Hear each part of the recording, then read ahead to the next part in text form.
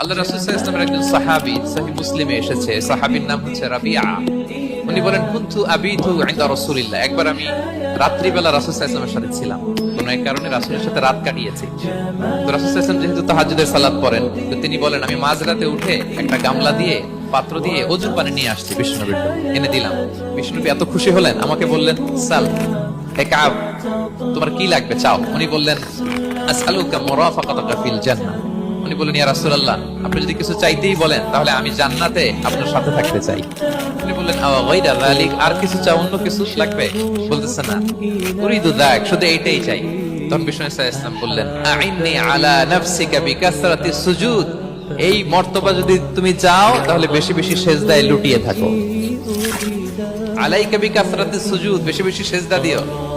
যদি সেজদায় পড়ে থাকতে পারো তাহলে জান্নাতে আমার সাথী হতে পারবা।